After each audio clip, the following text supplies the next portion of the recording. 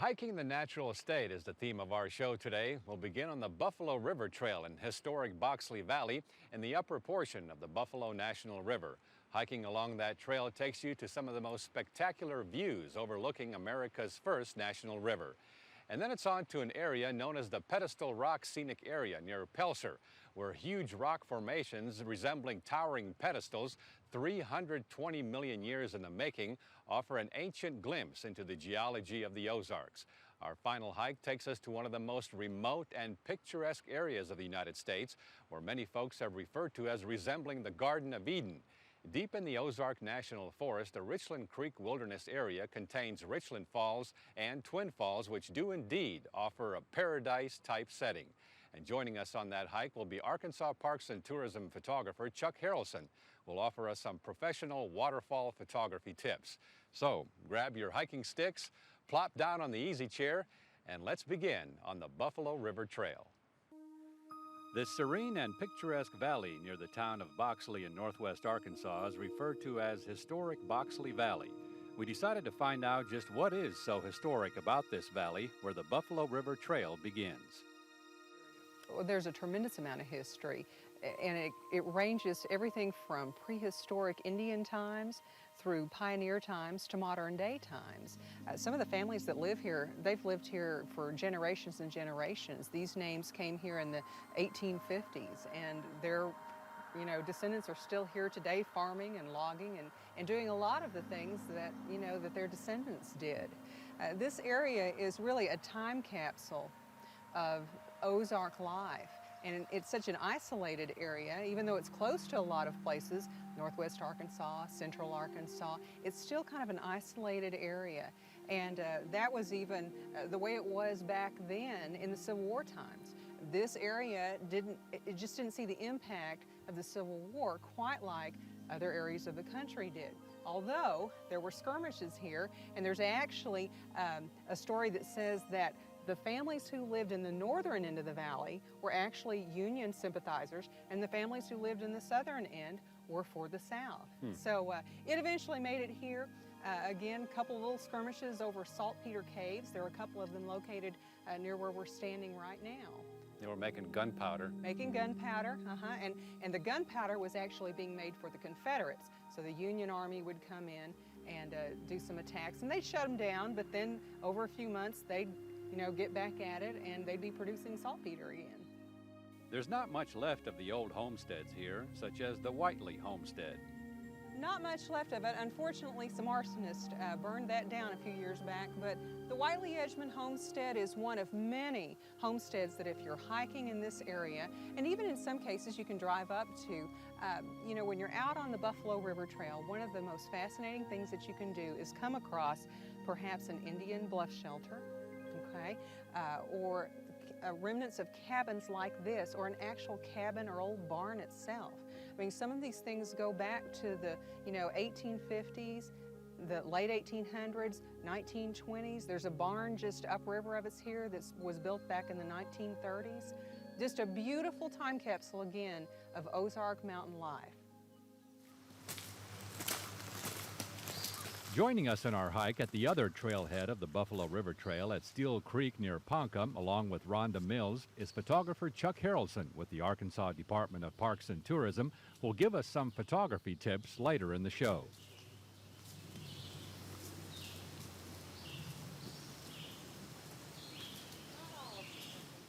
The Buffalo River Trail, or BRT, is a relatively new trail, and much of it is still under construction.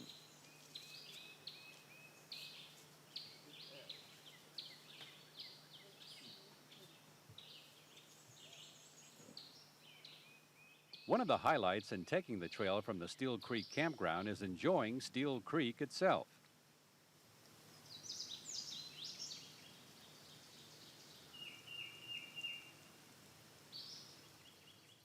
You'll also have to cross Steel Creek to get up to the first overlook on the trail.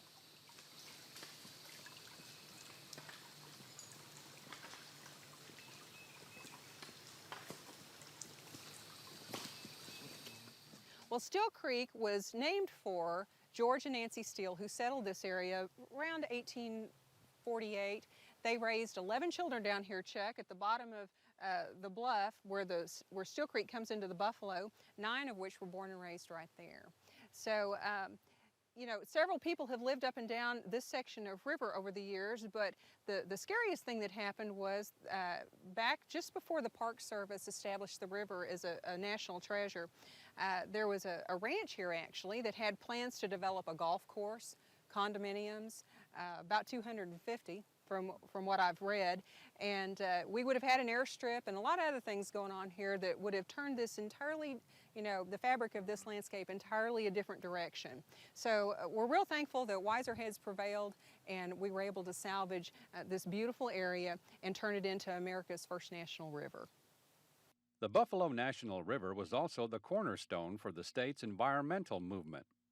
And that's right, because, you know, if you think about the other rivers in Arkansas, the Corps of Engineers, you know, a viable entity, but at the same time, you know, the White River was already, had been dammed several times, and so the Buffalo was just another on the list. So somehow a lot of folks woke up to the reality that, you know, we need to save this because that's what this state is about.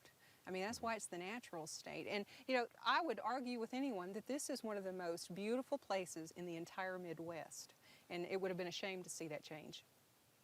Now, you have an interesting story about the lifestyle here, particularly one individual that you know, and you had asked him about being raised in the area and reared up, and his thoughts about that. You got to share that. Well, we were out here riding together one time, and he actually grew up around the corner here down on the river, and I asked him, I said, you know, and this is a gentleman who's in his late 50s. I said, you know, when you were raised here, did you really comprehend and appreciate where you were?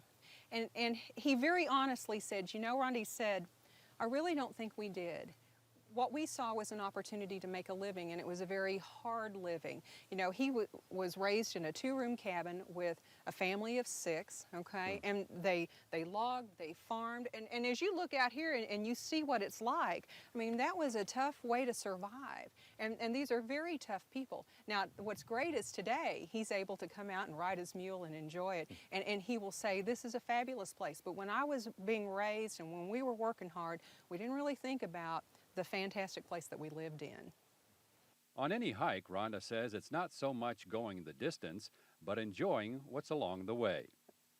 People have a tendency, and myself included, we have a tendency to become very fixated on destination as opposed to things that happen along the way, the little treasures along the way.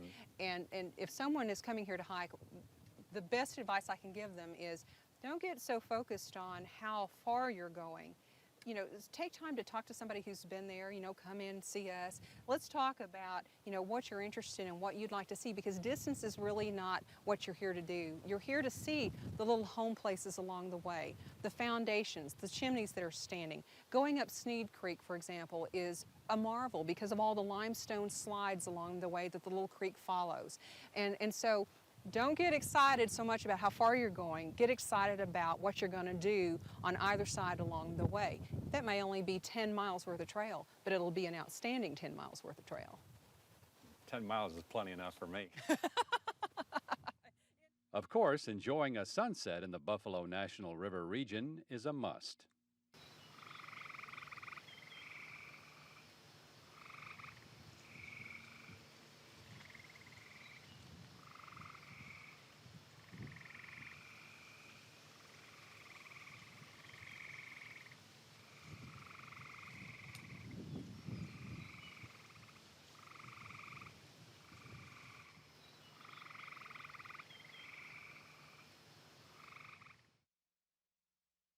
The phrase being put on a pedestal takes on quite the literal meaning here at the Pedestal Rocks area near Pelsor. Come along with us as we explore the ancient past of the Ozarks on top of the world.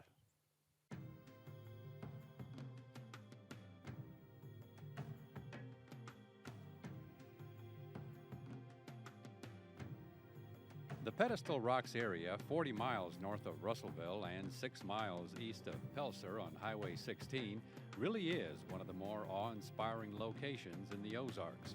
With rock formations resembling huge pedestals, this area offers a great history lesson in Arkansas geology. Hiking the 2.5-mile loop trail with us is geologist Scott Osbrooks with the Arkansas Geological Commission. The lines that we see running across here, they tell a story. Yes, Chuck, they're what we're looking at here is layers upon layers of sediment deposited by an ancient river system some 320 million years ago. And what geologists look at, you can see here, some of these lines are at an angle, what we call cross-bedding. And from there, we can tell actually what direction this river was flowing.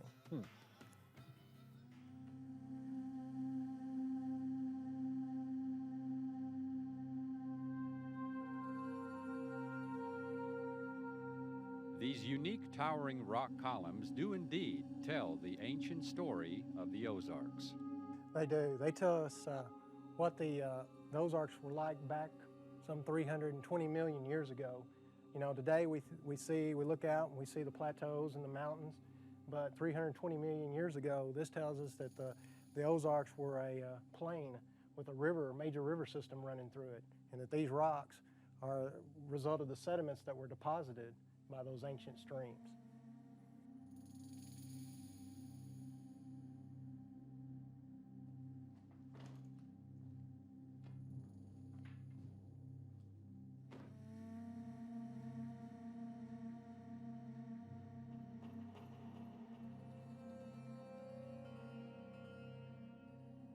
You know, Scott, looking at this pedestal rock, you wonder how in the world did it ever form like this by itself? But really, it wasn't by itself way back when.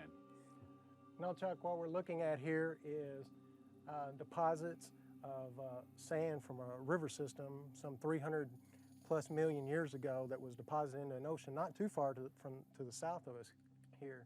And after its burial and basically solidification into rock, and over time this rock has been exposed and now it's been eroded. And this pedestal was once a part of the bluff line that we see behind us. And over time, with rain and wind, it is simply, and the fractures in the rock has allowed water to move through it and basically enlarged and give us the rock that we see here today. So this is primarily what, sandstone? That's correct. It's a fine to medium grain sandstone. It's coarse in some areas, and you can also see some of the ripple beds and some of the deposit features that was the same things that we see today in modern river systems. We can actually see what was going on some 300 million years ago. And all this green is lichen, and there's like orange lichen too on some of them. You see green, orange, brown. Anywhere the rock is exposed to the water, you'll see this lichen growing on it.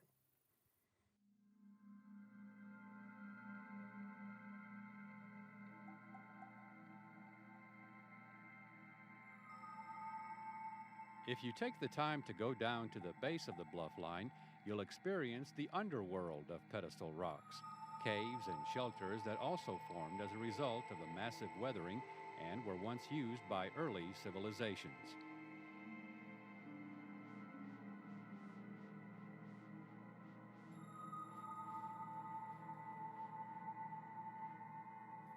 Some of the pedestal formations you'll find here are in their infancy.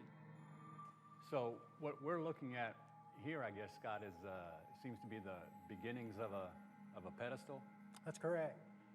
As you look up here, you can see the crack or fracture in the rock, and that allows water from above, rainwater, to come through. And as it hits this weaker rock, it begins to erode and widen out into the cavity we see here. And eventually, over time, this will separate from the bluff behind me. And eventually, you're going to end up, over time, is what you get over here, this freestanding pedestal that we see all around this area. It'll take a few years. It's going to take many years.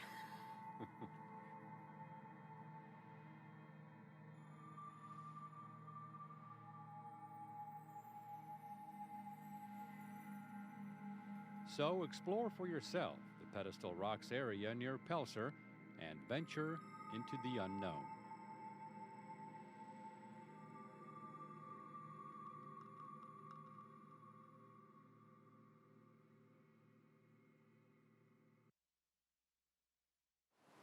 It's 11,800 acres of pristine beauty, waterfalls, bluffs, clear mountain streams and rugged terrain.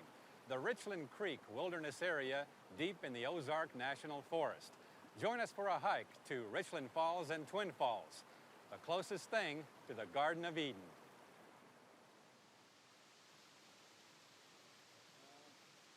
The Richland Creek Wilderness Area, without a doubt, is one of the most scenic places in the entire United States.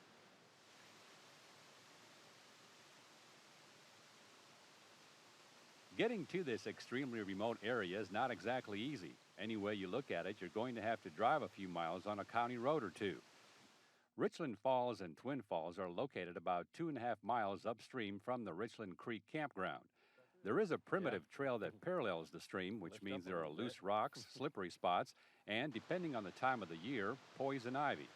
If it's your first time taking the hike, it would probably be a good idea to take some topographical maps or a guide from the area.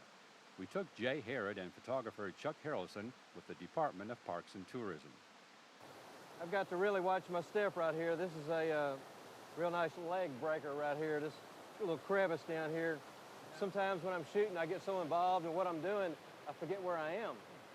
I know one day, I almost walked into traffic, just slapped into traffic because I was so worried about what I was doing, I forgot where I was. So this is a little leg breaker right there. For more than a quarter of a century, Chuck Harrelson has been photographing the natural state from every angle possible for all those fantastic and awesome pictures you see in the travel brochures. Sun's cooperating with me and staying in. The only way I like to shoot waterfalls is on a cloudy day. Just too bright with the sun out.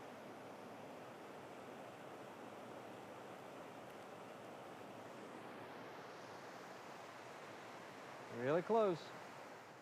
At Richland Falls, we talked with Chuck about how to get that certain unique angle and about photographing waterfalls like the pros. Well, you know, when I'm hiking the waterfalls, and sometimes I'll get to places and people are already there shooting pictures, well, the number one mistake people make, they don't have a tripod. If you don't have a tripod, you can't have the slow shutter speeds to make the water silk like that. So I always shoot with a slow shutter speed, maybe 1 to 2 seconds, a real fine grain, slow film like a 50 ASA Fujichrome or something like that. And I like a polarizing filter that really knocks the light down even more, and it takes the sparkle off of the water also. And the combination of all 3 or 4 of those things, you can really get that silky look like that. And the only days that I shoot a waterfall is on a cloudy day. Like today's a real marginal day because the sun's coming in and out. So the only time I can shoot is when the sun goes in. And it's really still kind of bright today, but I'm just making the best of it today. And you always look for that other angle. Like you said, you can always shoot it below, but up here, you know, situated where we are, it is like you said, a very different angle. Yeah. When we walked up here, the majority of the people, amateurs, would walk up, they would shoot their pictures here, soak their feet in the water, and walk back. You know, when I do my photography, I want to do something that, I want to do a picture that someone looks at and goes, how did he do that? Where was he standing to get that shot? That's what I want people to think that when I do my stuff. You know, I don't want people to say, that's okay shot. You know, how did the guy get that shot? So that's what I always look for, something different and difficult to do.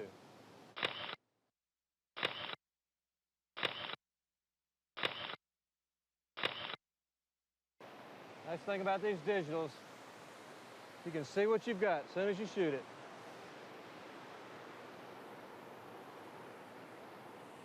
I shoot a whole lot less since I went to digital. We've all heard the phrase having an eye for photography, and according to Chuck, there is a lot of merit to that. Well, it's almost scary nowadays with digital cameras what people can do. You never know what you're really seeing with digital photography. You don't know whether they really took that picture or whether they did it in Photoshop. But I do think there are people that have eyes. I think personally myself, I was blessed with an eye. I think that was one of the few things I was blessed with was to be able to see. It's so easy for me to see pictures. It's so easy. It's not even work anymore. It's just pleasure. But yes, I think some people are born with an eye. I think the thing with photography, they have to learn the craft. They have to learn the techniques, and that's the hard part for me. But and I think you can be taught to see things better if you're aware of what's going on. But I think the good photographers are really born with that eye. Truly do. From Richland Falls, we now had our sights on Twin Falls. They're probably a quarter mile down here, probably a 20 to 25 foot drop off both the falls, but you have to have really a lot of rain for it to really come down. But it is one of my favorite waterfalls, along with Doug Hollow, the Cossatot Falls, Falling Waterfalls just up the road here. That's a real nice one. There are just so many waterfalls in Arkansas. We are so lucky to live in a state that we have abundant water like we do.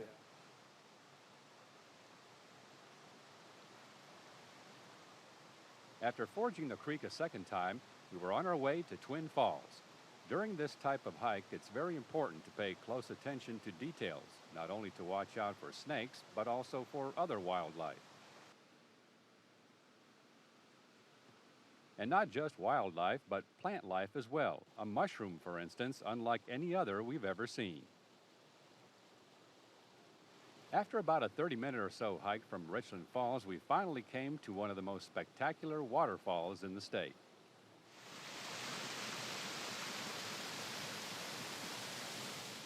Twin Falls is where Long Devil's Fork and Big Devil's Fork converge with side-by-side waterfalls of 20 to 25 feet.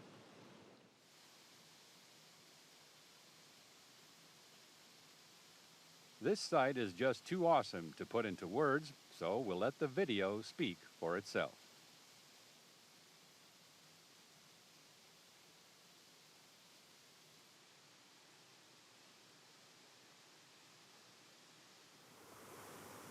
So explore for yourself Twin Falls and Richland Falls at Richland Creek Wilderness Area near Wit Spring, or the Buffalo River Trail, which, when completed, will extend almost the entire length of the Buffalo River and provide a link between Arkansas's Ozark Highlands Trail and Missouri's Ozark Trail, forming a system of trails more than 1,000 miles long.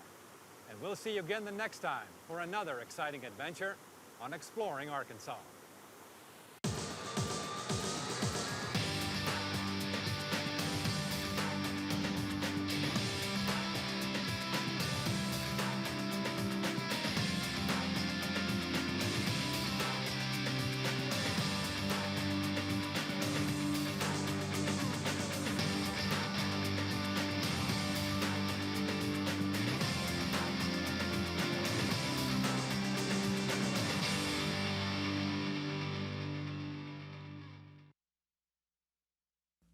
Funding for Exploring Arkansas is provided by Stephens, Inc., a full-service investment banking firm.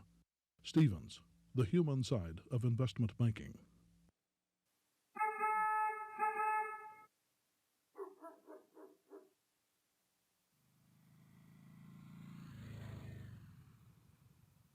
Distributed by New Age Distributing, Little Rock.